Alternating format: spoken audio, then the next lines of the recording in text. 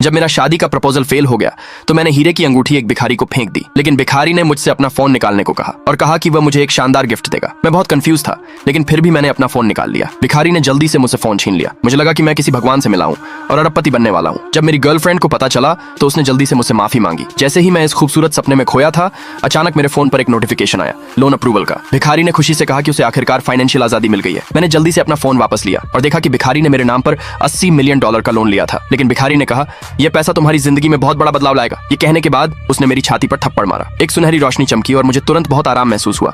हालांकि और कुछ नहीं हुआ। जब मुझे होश आया तो भिखारी पहले ही गायब हो चुका था। मैं चिल्लाया, उसे धोखेबाज कहा। तभी एक लग्जरी कार मेरे पास आकर रुकी। उसमें से एक खूबसूरत औरत निकली और मुझ पर एक IOU फेंक दिया। मैंने गुस्से में उन पर मिलीभगत का इल्जाम लगाया। फिर उसने सीधे अपने सबऑर्डिनेट्स को मुझे ले जाने का ऑर्डर दिया। अगले दिन CEO ने मुझ पर तलवार तान दी और मुझसे तुरंत पैसे वापस करने को कहा। हालांकि मेरे सारे पैसे उस डायमंड रिंग पर खर्च हो चुके थे और उधार लिए गए $80 मिलियन उस भिखारी ने पहले ही ट्रांसफर कर दिए थे, लेकिन उसे कोई फर्क नहीं पड़ा। इसके बजाय उसने एक मैरिज कॉन्ट्रैक्ट निकाला जिसमें कहा गया कि मैं कर्ज चुकाने के लिए उससे एक नकली शादी कर लूं। मेरे पास राजी होने के अलावा कोई चारा नहीं था। फिर वह मुझे अपने माता पिता से मिलवाने ले गई। उसके माता पिता ने बहुत ऐतराज किया, लेकिन मैंने शांति से एक बड़ा खुलासा किया। मैंने एक प्रेगनेंसी टेस्ट रिपोर्ट और एक अल्ट्रासाउंड इमेज निकाली। उसकी मां CEO की जीत पर हैरान रह गई, क्योंकि मुझे पहले से ही अंदाजा था कि यह बस एक अमीर आदमी की साजिश है जो अरेंज मैरिज को मानने को तैयार नहीं है। CEO ने मुझे घूरा और बिना मन के यह बात मान ली, जिससे उसकी मां और भी गुस्सा हो गई। उसने तुरंत उसे बाहर निकालने की कोशिश की। ठीक उसी समय CEO का अरेंज मैरिज पार्टनर अचानक आ गया। जब उसे पता चला कि CEO ने मुझसे पहले ही शादी कर ली है, दूसरे पार्ट के लिए कमेंट में यस लिखे।